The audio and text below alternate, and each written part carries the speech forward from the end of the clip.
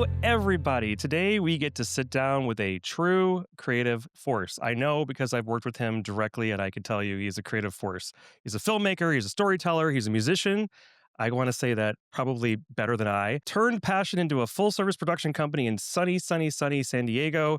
He and I share a film school background, but his journey has stretched far beyond the screen. He has worked with global biotechs, and that's how he and I have met. But he's also worked with some very ambitious startups, including a very innovative car company you might have heard of called Aptera, and I hope you have heard of it. And that would be in part due to our friend here. And you'll see why I'm using that word in a second. He lives at the intersection of creativity and marketing, and I am thrilled to have him here on the Sound of Inbound. I'm proud to call him my friend. I'm sure he wants to be your best friend. Please welcome the immensely talented Adam Powell. Wow, that was incredible. I couldn't have said it better myself. I was practicing my intro for a week or two, and you took my thunder. So thank you so much for thanks for having me, and I love you. Adam, you're my lightning to your thunder. So it's all good. And that's how things are going to go. It's going to roll here on the Sound of Inbound. This guy here is, as I said, extremely talented, and I wish we could leverage more of his talents in all the ways that we do here in the marketing world. But I figured to get things started and to get you kind of warmed up, Adam, I had a couple of questions for you. If you're up for it, we're going to ask you what universe you want to live on. You ready for it? Yeah, Star Wars or Star Trek? that's very difficult. I'd say Star Wars. Star Wars, okay. Star Wars and now Barbie? Still Star Wars. Okay, all right. Because there's magic in Barbie. You're in California. I've always been, kind of intimidated by Ken's physique, and so that's I don't feel like I'd fit in there. Is everybody looking at his hair right now? I mean, come on. Star Wars or Marvel?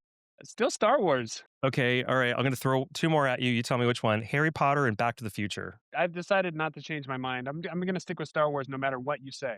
Okay, so you want to like jump into an AT-AT and start flying through the woods and start like taking on the rebel forces? The possibilities are endless. We have just universe upon universe to explore. So anything could exist within the Star Wars universe. Technically, Barbie and Star Trek and all of those things could exist within the Star Wars universe. So I'm going to stick with Star Wars. So again, Adam and I have attended film school, not together. I wish we did, but we have been both to film school. And I would say one of the rolling jokes in film school that we were hoping to happen one day, and I don't want to totally age myself, but I'm talking about when I was in school in the 90s, that we were all hoping that when you're seeing one of these fight scenes and a stormtrooper comes in, you stop the focus on the main character and you just chase the stormtrooper all the way home. And they're like, they have to take care of their family, make dinner, they got to pay taxes.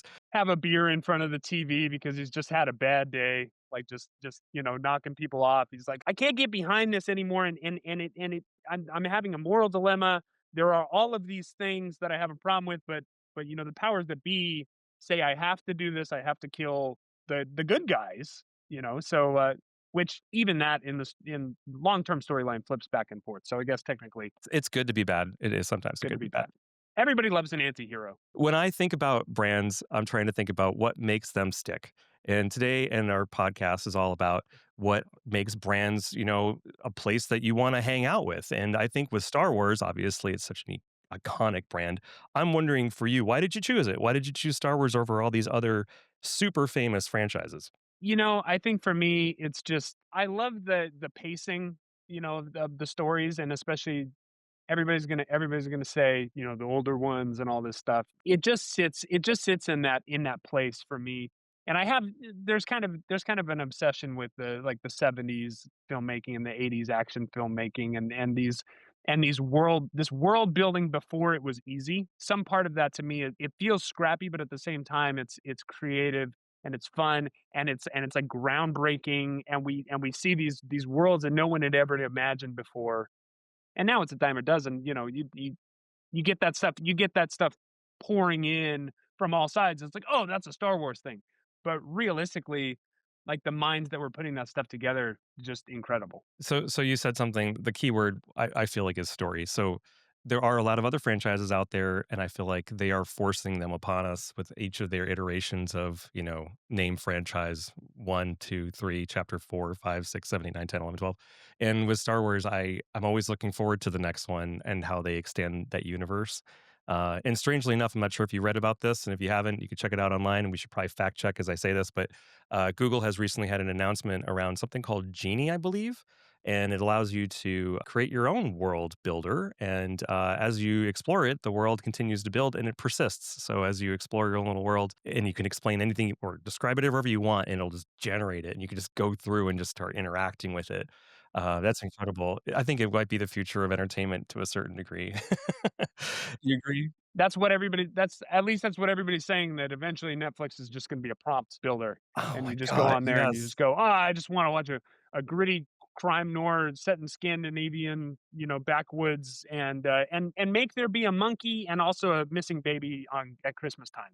I think every movie will become everywhere, everything all at once. But yes, I agree. That's exactly where I'm hoping there'll at least be version of these platforms where you could do that and make it very, very immersive. That would be so much more fun. And I'm always having a hard time picking stuff on these networks to watch anyway. So why not just make it up? That kinda brings a fascinating idea out, and I was thinking about this last night as I was kind of trying to decide what I was gonna talk about, on the podcast, because I'm like, I don't know why he wants to have me on here. I don't know anything. But the reality of, like, great artists, right?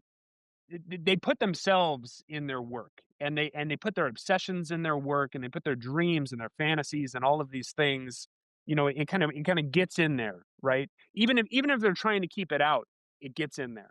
And I think that's the beauty of kind of a prompt world, is it allows each of us to be a creator and see things that we wouldn't necessarily be able to see, or experience things we wouldn't necessarily be able to experience, because we can bring our own obsessions, we can bring our own interests, we can bring our own things into that story. That's what's so cool about it. But as also, as the tastemakers, as the people who are gatekeeping, are losing their minds right now, because they're like, well, now anybody can make anything. I don't know. Nobody's gonna need me anymore. There's a show, I wanna say it's on maybe Apple. Is it called Murderbot? And then the Murderbot character, he's like, "It's always about quality entertainment." And he's talking about the 285th well, whatever, maybe it's more than that, 25,000th episode or something that he's watching, and he can't ever get enough of it. And that's for me too. It's like sometimes these shows don't go as far as I wish they would. I wish they would take the story in some different places, and so I could see a value in establishing a storyline, and that's where the humans come in, come up with something interesting, please. And then maybe it gets expanded by my own imagination and it can continue going and I don't have to let go of it and I can continue interacting with it. I think that would be a lot of fun. So, Adam, where are you from originally? Are you from the San I'm Diego from area? I'm from San Diego, born and raised. Yeah. Born and raised. Okay. So, I think I looked on your profile. So, it's kind of going half and half between 13 years of being a freelancer and now 13 years of being a business owner. What was the catalyst that switched you from being a freelancer into wanting to run your own business? Content creators are kind of a newer term, right? Is that these people that are out there that just kind of, they skip the old systems and just go, I'm just gonna do it myself. I've always had that mentality. And that's been something that's always been a part of my process, is just kind of like, well, like, why don't we just do it ourselves? Why ask for permission? And then so I can bring that kind of scrappy ideal into production, but it's kind of always been there. And I think when you're a freelancing, you're like, well, somebody's always telling me what to do. It'd be better if I could just do what I want to do, and not have to do what other people say. Well, you've done something in your life that I've had to do in mine too. I have never been handed much, if anything. I've had to go and create the opportunities for myself, and maybe that's in part why you started your own business as well. Because I okay, for all those agencies out there that you wish you could have hired me, well, I applied. You just never wrote me back, so thank you. But there are these chances where I'm just like, oh, I could fit there, I could do that, and I would apply, apply, apply, or try, try, try, get all the billion no's back at me, and I'm like, screw it, I'll do it myself. 100%. I applied to work at a local, like, video production agency, and I had, like a phone call, and on the phone call, the guy was like, "Well, do you play baseball?" I'm like, "What? Not, I mean, not, like, professionally or anything." He's like, "All my camera guys are baseball players." I'm like, "Well, I don't, what does that have to do with operating a camera?" "Well, they're all baseball players, so that's, if you don't play baseball, like, don't call me." I'm like, "You guys shoot wedding videos. What does that have to do with anything?" Adam, you should have gotten the job, but I'm glad you didn't because you're here today. But it is true that when you are trying to build a team, you want the people to be a fit. And I'm not trying to like prompt Adam here to like get me to say this, but it is about building a team too. And so you want to get people who are like-minded and have, similar kind of passions and things like that. And so I'm sure in some stupid way, this guy was trying to think, oh, is he going to be a good fit? Because we like to play a lot of baseball. But they should have seen Adam's talents and they would have understood he would have been a great fit.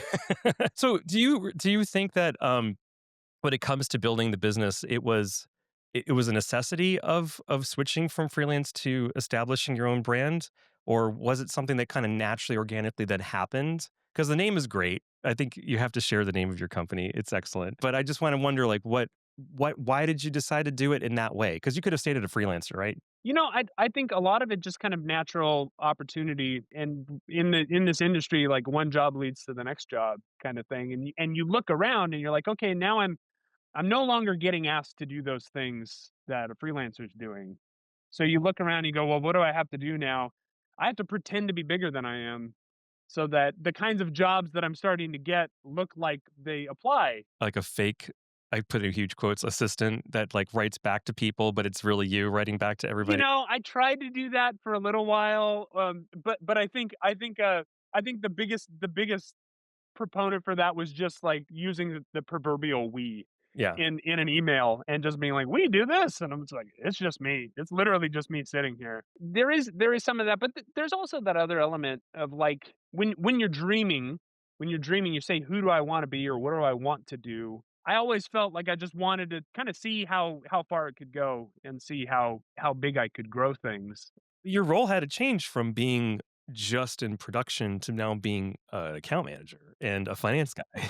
Right, And that for has to sure. be a huge distraction to what the ultimate goal is. And as another business owner, it's very, very difficult for me to balance those things. And I'm curious as to what you have to do to kind of switch gears. Cause like any other creative, there has to be this moment where you're in, we call it the flow. But you're in that zone and you all of a sudden get a ping and you're like, oh wait, you didn't pay your taxes last week.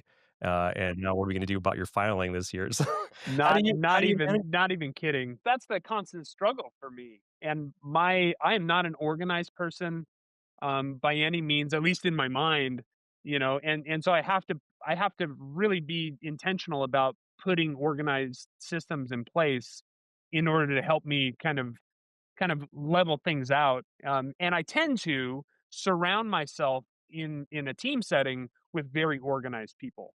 I almost always like if it's a two-person team or a four-person team or something like that, there's almost always somebody else who's in charge of the schedule and in charge of kind of like just keeping an eye on things and tapping me on the shoulder when I start to I I had something that was kind of a great example of this. I was messing with a spotlight focus on a product demo, and I was changing the shape of that, and I was doing all this stuff, and it was like 10 minutes into adjusting this light, and, the other guy that I was shooting with, who was like he was side shooting with photos and stuff, he tapped me on the shoulder, he's like, "We're done with the light now. It's time to shoot the thing." And I just in those moments, I throw my hands up and I say, "Okay, like, yes, absolutely. You're 100% right. I trust you." Well, you're bringing up an interesting point. So I feel like when I think about the type of content that gets produced in different channels, I want to put some more effort into it. I had my brother-in-law on the podcast the other day, and he does there's a TV show that he's a director of in LA called Dimension 20. So shout out to Dimension 20. It's a really great show. That has its own base. And then he gets onto Instagram and he puts something on his head, literally a cup, and it goes viral. Like within like a day. He just put a cup on his head and he was trying to do a stupid remedial task. And that is so hysterical to me that all this production goes into the show that he produces and has been producing for seasons and seasons and seasons. I want to say dozens. And now he just goes to a hotel room and sticks a stupid cup on his head and gets 75,000 views within a day. I just want to know what you wish you could tell every single marketer, influencer, TikToker brand, because you and I work with big brands too, about like what about video production? What should we be telling them about video production? Is it worth going after the high quality stuff, or is that got its time and place? And then doing the more freebie stuff has its time and place, and you don't have to be overproducing. What are your thoughts on that? In my experience, like, a mixed approach has always been the most successful.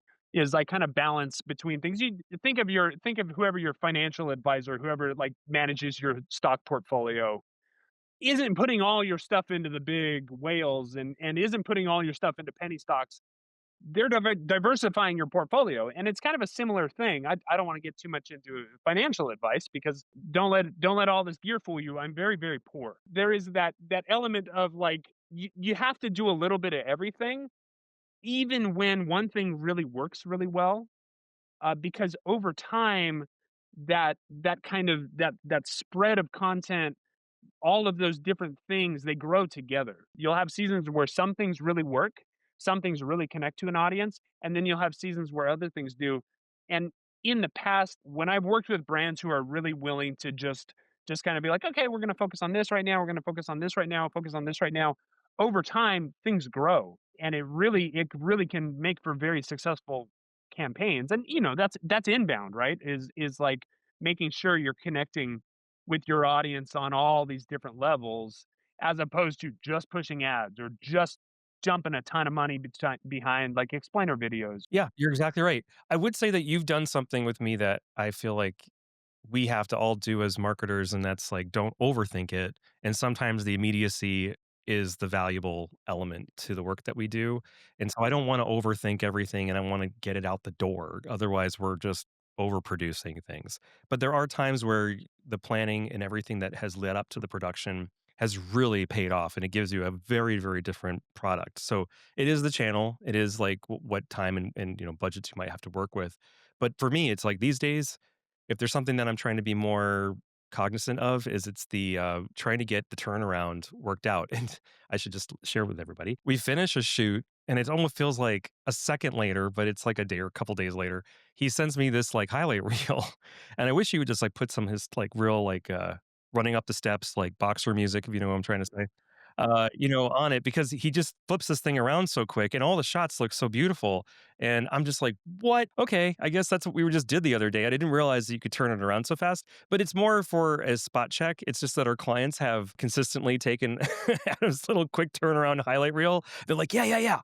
Put some music on it. We're gonna stick it on our website tomorrow. I'm like, no, no, wait a second. Like our agency as a whole. Nah, no, don't worry about it. But okay, so this is an interesting concept. Is sometimes that immediacy is an important element, right? And having quick turnaround of certain things. And I don't know that I've ever been on a shoot where the client was like, "Yeah, take your time, 2 to 3 months. Like we don't need anything right now."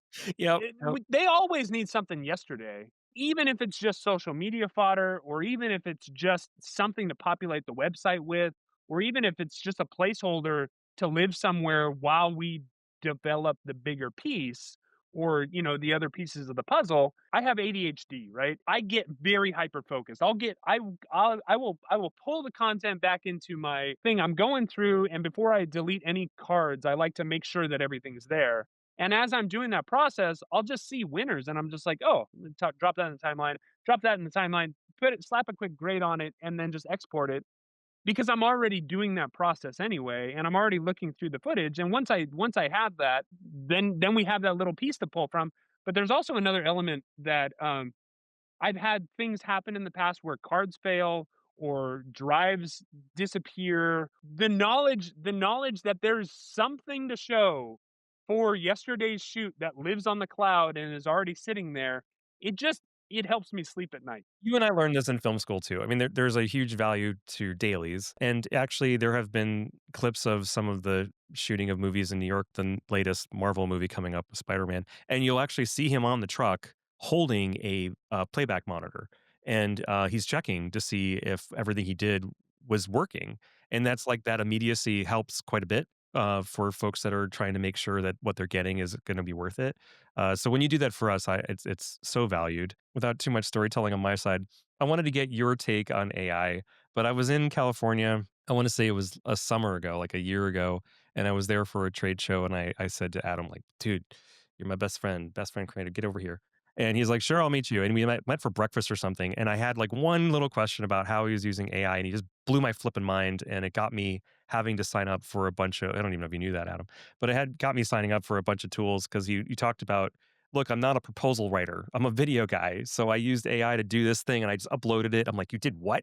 How did it read the document? So that to me was like an initial like eye opening. Oh my God, this tool can really be helpful. But now on the AI side for video, I'm just curious about how that is shaking it up for you. Is it changing the perception for what your clients are expecting, what you're doing? Tell us what you're doing with AI right now. Right now, I mean, as things stand in the current in the, recording of this episode, a lot of production, it feels like, is kind of has slowed down for me, and I have a lot of clients that are kinda holding their breath. And I think some of that might just be speculation on my part, is that certain decision makers are going, "Well, I thought the AI was supposed to take care of that. Why don't we just hold off on budget, for some video spending until AI does all this stuff for us, and the reality is it's not there yet. And eventually, once we get past the real fun part where everybody's using it and slapping it on everything, it's going to become stock photos,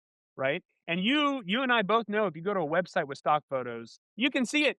And the reality is all of those stock photos are really, really good content. I mean, incredible content. Polished, perfect, everything, all of this stuff. And those things exist, but we can smell it from a mile away. So spot on. Well, here's the thing. I'm with you because I've said this on another couple of interviews as well. If you start to train AI with a certain kinds of content, it'll find a pattern, and if you ask it for the next thing, it'll follow that pattern. So what I'm hopeful is folks like yourself that are wildly creative inject some kind of spontaneity. And what I'm hopeful with the agencies out there that we do get the chance to reach with this podcast or other folks we might meet on the road is that they have to see the value in their injection of the spontaneity, the story, the personality that you can not get from the AI tools. I don't think that's going to really ever truly be replaced. I think we still have to give it that direction. So I think I'm hopeful you see this, Adam. But I was curious to note that when you're thinking about AI in your production workflow, is your client trying to tell you, no, I don't need you guys to produce the whole thing. I just need this little piece now? Or are they still thinking about your role being really central to the video production? So AI isn't necessarily totally disrupting it, but it sounds like it is a little bit now. Yeah, it's definitely disrupting the industry. And we've all seen that coming for years now. But the reality is, like, the reason that I got here in the first place is because I came into the industry at a time where the industry was being disrupted. All of a sudden, you had DSLRs that could shoot things that didn't cost hundreds of thousands of dollars for equipment, and people like me could come in and make stuff for very inexpensive, or use their phones, or all of that stuff. So there's always disruption. I do see that for myself, the way that it works best at the current time is using kind of a mixed media approach, using some elements of AI to kind of expand the production, or kind of bootstrap the production a little bit on a budget. And it's like we still use real people, but maybe we're replacing backgrounds, or maybe we're expanding backgrounds, or maybe we're doing certain things that before would be unreachable for a lot of content, because it's like, well, that used to take a Hollywood production company, and now it's like we can shoot them on the green screen, just be like, well, just put them, I don't know, put them in a much fancier looking studio, and it's like a click of a button. That kind of stuff is really easy. Using things like this, where it is taking my voice from a headset, whatever, and making it sound incredible. I'm constantly telling clients, just send me something, just do something, and I'll see what I can fix it up. Oh, that's beautiful. That's beautiful. Fix it in post. Fix it in Fix it in post. post is just, Is that a it's .com? it's the I think Adam need to AI buy that. dream, right? FixitInpost.com. Fixitinpost.com. Well, okay. So let's take it to when you're in your zone though. When you're approach because you've now done work that is really spanning both business to business and business to consumer kind of work, and some things in between, like the crowdfunding things that you highlight on your website. How are you approaching those things separately? So we'll move on from AI for now. But when you think about the work that you have to do for both B2B and B2C, do you approach it differently? I definitely do. Because we're in a lot of ways, I kind of look at it very, very simple buckets. B to C, you have an avatar, but it's like we're casting a very, very wide net and saying, like, basically the more people we can get in here, the better. With B2B, it's like I just need to sell this many products to this many people in order to hit the bottom line. So how am I going to absolutely sell this many products to this many people? And if in the process, like, those numbers grow, fantastic. But I'm constantly telling other, people on the marketing teams, we don't have to go viral with this. You just have to sell to those 200 clients that you need to click yes. Or sometimes 2 clients, Or believe it or 2 not. clients. Yeah. Absolutely. I heard a great thing the other day. Somebody was talking about doing cold outreach on LinkedIn. And they were like, "Do you know you can send a video message on LinkedIn? Do you know that if you just pick up your phone, you go, 'Hey, like, I know you're another human being on the other side of my phone. I just wanted to say hi and introduce myself. I'm a real person on the other end of the line.' How powerful is that? One-to-one human connection with a real voice and a real story behind it has through all mankind spoken volumes. We're not getting away from that. Who would have thunk that that would be the case that, oh, what works today is like when it's the human to human connection. It's like, oh, no, I'm kidding. I think that on the B2B side, that's most of what we do, if not everything that we do. We're always very envious of the B2C side. And I think partly because I feel like you get a chance to do more storytelling on the B2C side than we always get to do on the B2B side. Do you find that that you're trying to bring maybe part of that element over to the businesses of the world versus just the consumer stuff? I think that's always a part of it, if not anything more than inspiration alone. I had a rough cut that went out to a client maybe a year or 2 ago, and their feedback to me was they sent me back a trailer for Mission Impossible and said, "Can we make it more like this?" And I was just like, "Well, I mean, with explosions, yes, but it's a box sitting on a workbench. It would have been good to know that the explosions were necessary up front." But so many Well, it would times have been funny if it's like we're selling plumbing equipment though. You know, it's like what are you gonna but it is true. Like I'm very envious of the injection of story and I've been saying out loud to many people more recently that my feeling about where the content should go on what we can do as creatives out there is try to give that personality to the content no matter how dry it is or try not to make it so dry. Like try to get it connecting to the audience in some interesting way and take the inspiration from some really fun consumer brands that are allowed to just be wild. We actually do an exercise during our discovery sessions where we ask people to tell us and share with us their favorite brand. And while I'll be asking you in a few minutes too, Adam, but when we do that exercise, it's funny that we never say there's no guardrails on this. Not once in 8 years has anybody mentioned one other competitor in their market. They always mention a franchise, like, a basketball team, or they'll mention some kind of, like an airline, or they'll mention a consumer product or an electronics product. So I always wonder, like, why is that? Like, they're never really finding that there's a brand in their market that connects that way, and it's true. They just don't. They don't connect at that emotional level. absolutely, and that's such a huge part of it, and that kinda goes back to that idea of, like, a creative bringing their own personal obsessions into their work, because I feel like those are the things that connect, and a lot of times on a corporate level, it's like we'll bring that stuff in, and then they just strip it away until there's nothing left. At least we tried. We tr we really, really did try.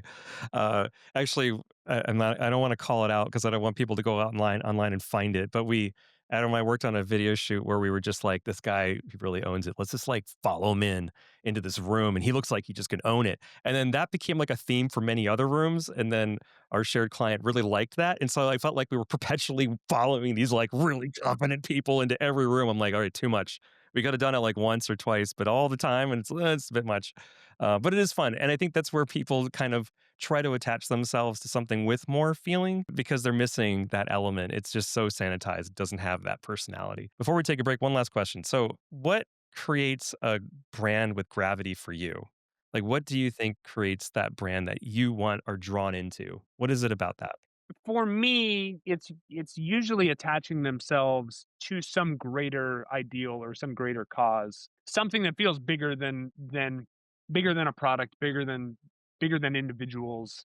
It's like, something that really connects to, like, the why am I here? What in the world is going on? That kind of thing. Yeah, that's a great answer. I mean, like, that's exactly the way I feel too. We do sometimes ask people, think of a brand and then think of the one word that it means to them. And so I almost want to do this with Best Friends Creative, but I don't want to put you on the spot. Like, what's the first word that should come to mind? So one example is we use Disney. We say when you think of Disney, you think of magic. And at all of their different touch points, they try to infuse that in their storytelling, in their experiential stuff, and their products that they sell. So that is something that is consistently there, and it does, in a way, become that mission. But I think what you're saying is that you're attracted to brands that are mission driven. Is that accurate? Absolutely. Great. So right after the break, we're going to talk about the brands that Adam wants to bash the hell out of, and other brands that he loves too. All right, stay tuned.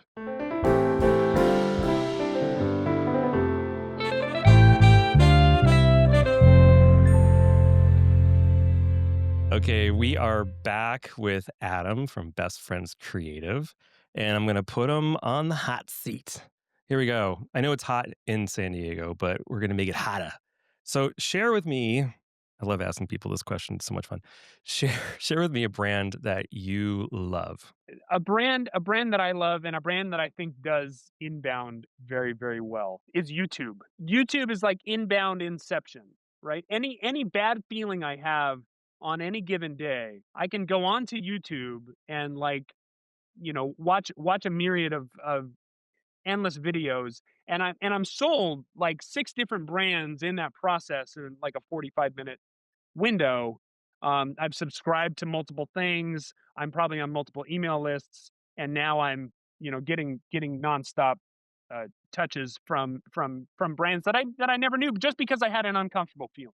And they're a platform where inbound marketing creates more inbound marketing, right? Is because we're constantly uploading things. And I remember, and I'm sure you do too, what life was like before YouTube. You had to sit there and with a remote in your hand, hope that maybe something was going to come on that day that you were going to want to watch. And then you were bombarded with commercials. We're getting back into that now, but at least in the window that we've existed in the past. It does, it does. It has so you're making me think about something I haven't thought about a very long time. So, YouTube to me in the beginning was nothing more than a if you guys wanna look up the history, a wardrobe malfunction. Sorry, Janet Jackson. It wasn't a wardrobe malfunction, but there were a lot of other things that they were doing with the stupid videos that people were just posting on there just to keep going and going and going and post and post and post, and it was just a lot of ridiculum. For me, it became a place to find music, watch music videos, and see artists doing all sorts of interesting things with that. And I really didn't see a lot of like short films content until that guy that was trying to be David Blaine, and he was so funny. And then there was another artist that sang the song about shoes. Are you ready? Shoes. Oh my God. And those were just amazing. Like these, then it started to become something different for me. But then a bigger switch happened. And this was in the last maybe year or two. I didn't realize I would use it as my go to podcast channel to watch people do podcasts. I know the term isn't meant for this, but vlogcast, whatever you want to call it. But now it's the only place I want to listen to that, and even the longer form stuff that can go into more than an hour, because watching the people do these shows, connected to it differently than just listening to it. So it's different for me. I'm sure some other folks like to just maybe they're listening to this now. You're working out and things like that, and you can't watch things all the time. But to go to YouTube right now and actually use it for more of that insights and thought leadership and some entertainment, but it's really heavily on podcasts. Do you share that with me on that, or do you look for different kinds of content? Absolutely. And a space where people can build community too. There's that element of community in it, and it's kind of fascinating. It is fascinating, yeah. I love the user-generated content when it's produced well.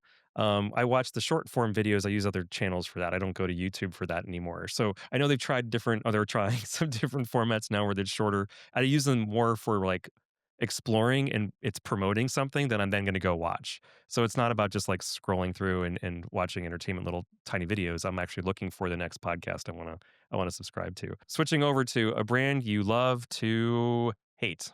Then and here's the tricky thing about hating a brand, is that it's kinda like hating a person. They're individual, they make decisions, there are things that it's like, "Well, I don't agree with that," or "I don't like the way that they did that," but I can't deny the fact that they did it. And I can't deny the fact that it was a conscious decision, and I can't deny the fact that there's that element of individuality there that it's like, "Well, okay, good for them." Brands need feedback. If they don't know the feedback, they're never going to improve. So I'm not afraid to criticize some of the most biggest and some of the brands we use constantly because every now and then they totally slip and it doesn't work, and if you want me to stay on the brand wagon, get it, brand wagon, we have to provide that feedback loop. And if everybody else did that, there would be opportunities to improve it. I don't know if you want to like leave that as an open, but you interact as I interact with a ton of software, ton of technology constantly. And actually, shooting me right now is a brand. It's a Canon camera, and we call it pesky because the thing overheats and it fails me. I'll give you 2 that I can't stand. I can't stand Microsoft. I can't stand Microsoft Teams. Anytime I have to log into Microsoft Teams to be in a meeting, I'm almost ready to just completely give up the client altogether. When I see the Microsoft Teams meeting invite in my thing, and I'm just like, aren't there any other options? I understand that you're that kind of company and that you need that kind of, security. Do they make Microsoft Teams a little bit crappy? Is that intentional? Do they It's try to make intentional. it? It is I intentional. still can't it still won't remember my login information, and then when it does, it tells me, "Well, you're outside the organization, so you can't use it, so you have to log back out." I'm smiling so much because this is so real. And oh my God, when a client tells us that they hate to use, we're using Google Meet now. We actually don't even use other tools anymore. We decided to just like, we're spending money with Google. I guess we're just going to use their tool. And it actually has surprised me how good it's been. I'm like, wow, this is actually pretty fun and it's easy. We've wasted a solid 5 to 10 minutes with clients just blopping around with Google Meet with all their goofy tools, changing out the AI background, switching out our avatars. And I'm telling you, it's like we're connecting with, with our clients at a completely different level because of this really funny software. But Microsoft Teams is like, it's so blech. And we're always challenged to figure out how to like make it work. 100%. And then from an editor standpoint or a production standpoint, I have a hatred inside of me for Adobe, and I don't know what it is. Over the years, it's like every time I have to go back to using Premiere to do something, because a client's like, "We have this whole project in Premiere," and I'm just like, "Is this 1995? What is this here?" Again, I think that everything Adam's saying is so real to me because Adobe's cornered the market. It's why they couldn't buy Figma. I mean, so for all those, folks out there that are on the software geeky side with us, you know when you know when you know. And it's like, God, we can't live around. There's no way to get around Adobe. And I have to pay $50 a month to have their entire suite of all of the things just so that I can use Adobe Acrobat to open PDFs. There are so many other tools out there, but I will say, I mean, incredibly powerful software. You can't deny the fact that Adobe has done so many things for so many of us, but it always feels like a dinosaur to me. In my first era of my career, I was very, very well known for my work in Flash, and it was owned by Macromedia, which before that was called Future Splash. If you really want to go far back, but then Adobe bought Macromedia, and now my dearest Flash was now part of the Adobe empire. But I still lived in that tool for years, and I got so much done, and it was such a eye opening way to think about the internet and make it so much more experiential. And it was all done because of the Adobe innovations that they brought to the table. So it was very sad when Apple decided to not put the Flash player on the iPad, and that ruined so many different things I was working on at the time. But it was them. They were the ones that innovated that technology out of what Macromedia had started. And I just felt like that brought it to the world. It was a lot of fun in that little era of making websites that were all animated and had lots of video to it, right? Too. So here's an interesting tie-in to that concept. Once a company gets that big, and you have this behemoth like Adobe, and you have these tools, and everything needs legacy support, and there's all of a sudden there's all of these different people that use it for different things. You lose some of that scrappy, kind of innovation, and it just becomes this slow moving kind of thing that chugs along. So right now we have all these AI tools that are popping up everywhere, and they do one thing and they do it really well and they do it really fast, and it's like, wow, this is exciting. This is all those things. And I feel like it's such a dichotomy. Eventually these tools will become this thing, and it's like, as they kind of eat themselves, or whatever, the snake eating its tail. I don't understand. So I think with what you're trying to get to is there's a lot of interesting experimentation going on around the world around how to use AI tools. And these are very creative organizations that are launching tons and tons of ventures. But eventually they're not going to have any money and they're not going to be able to actually see it to market, and they're going to get gobbled up by the big players. And then as they get gobbled up, they kind of get absorbed or assimilated into the bigger, business beast. And as that happens, you start to lose some of that edge, that creativity. And I agree on that front. There are some things that Adobe is doing that I do think have really opened our eyes to how to think differently about our workflow. But I am also now finally looking at tools that are not Adobe based, and it's so refreshing to get something outside of the Adobe world and see what else is going on because there really hadn't been any other players for years. Absolutely. And now I have clients that just send me Canva links with like, certain assets, and I just like click and drag something. I'm like, is this really that easy? This can't be that easy. Well, yeah, well, until they try to animate in Canva, and then you realize, okay, you Yeah. still Oh have a gosh. job. Yeah. Forget it. Okay, Forget it. so you work with a pretty awesome brand right now called Aptera, and they are in the car industry, and they're coming up with this, or they have already built a fairly innovative platform for their vehicles, and I believe it's all electric, right? Yes. Solar electric. And It's solar electric at that, it's yeah. it's it's a vehicle that's so efficient that it can run completely on sunshine and never need to be plugged in. Talk about industry disruptor. What I think is remarkable about Aptera is even the shape of the car. When you think about those early form factors for vehicles on for solar vehicles, they have they kind of have a tribute to that in the shape of their vehicle as well, and it's becoming more and more modernized and it's getting places. So I'm curious, like in your mind, you've worked with them for a number of years. How do you know when that brand has that it factor? They're an efficiency first company, right? And every single question that they ask, it always comes down to efficiency. And there's something pure in that, and there's something that for me really resonates from a standpoint of like, oh, that just makes sense. I love that. I want to align myself, with that. But there's also that other element of like they kept writing me checks, so I kept doing the work. Well, that means you were performing in some positive way, obviously, it was working. There has to be, like, a bigger story to what you're doing with them because you're trying to build an entire, you're trying to represent a brand digitally. People can't always interface or interact with this brand because they're not building in mass yet, so it's your job to be the one that's gonna transcend time and space, to all those people that are interested in this, and then get them to emotionally connect to it. So, it's like something in you must have seen this brand and said, "Oh my gosh, they have it." But I'm wondering, like, how did you know they had it? I think it's just such cool technology and an answer to a question that's been there for so long as far as vehicles go. It felt in me, I kind of felt like, well, I want to be able to explain that to people and show people how that could be, life altering and also be a part of something exciting and new because it is cool and it is a cool looking vehicle and it is a cool thing for the portfolio.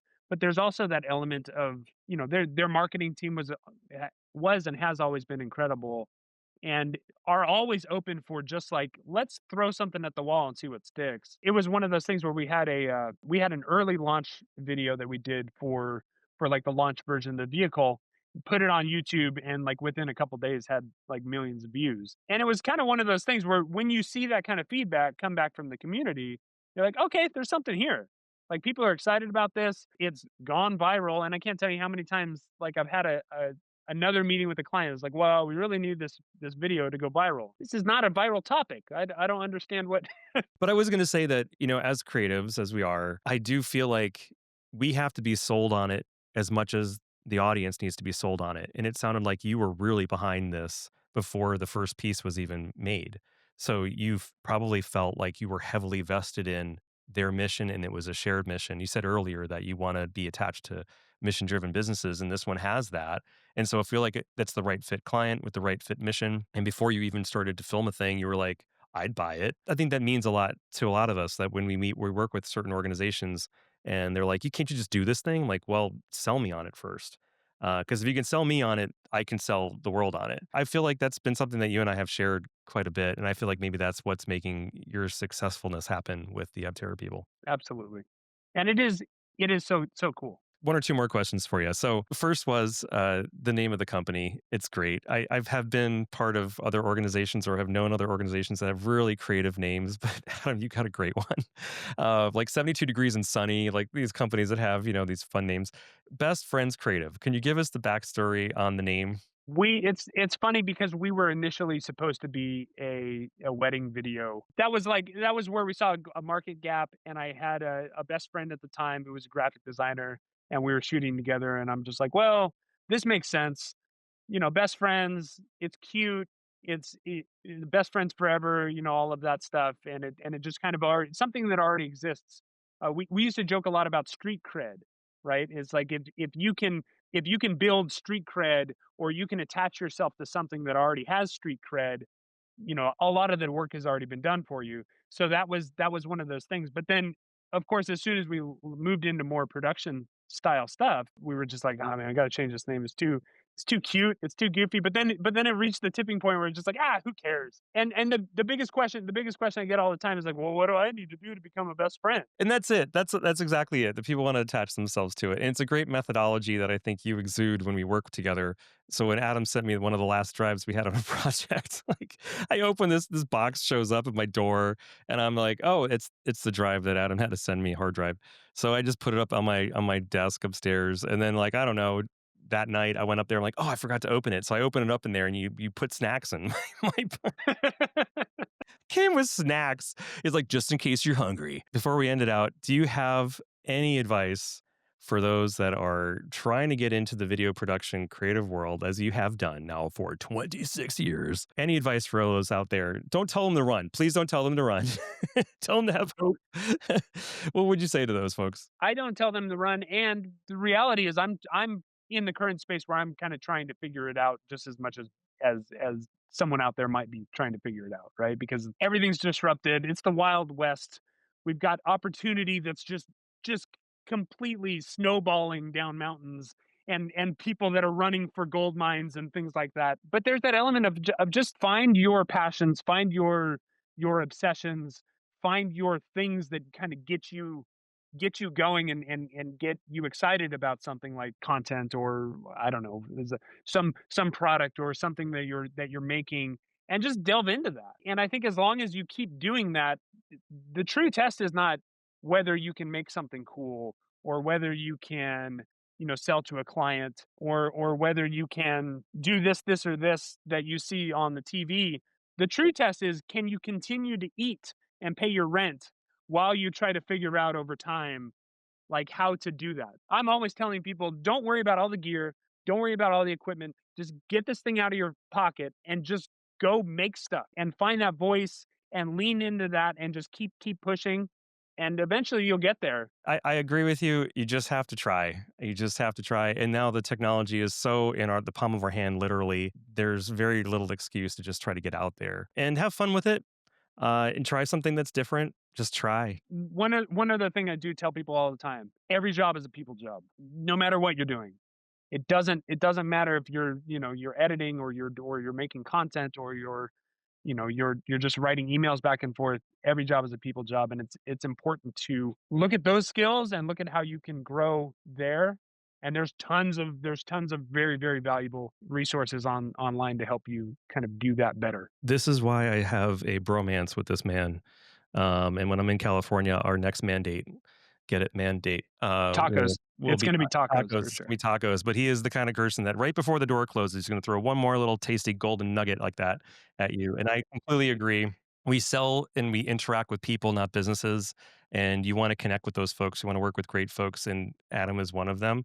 Adam, this has been fantastic. Thank you so much for joining us today on The Sound of Inbound. To find more out about Mr. Adam and his organization called Best Friends Creative, you go online to bestfriendscreative.com, right? Correct. You can also find him on LinkedIn, and I'm sure he would be loving if you wanted to connect with him there and learn more about his business, of course, through the website. Check out all of his videos also on his website as well as YouTube. Are you also all your videos on YouTube as well? Yeah, they live in so many different places. I It's not hard to find them. sometimes I scroll through my Vimeo feed, I'm like, "Man, I forgot I made that," you know? Oh, exactly. I'm the same exact way.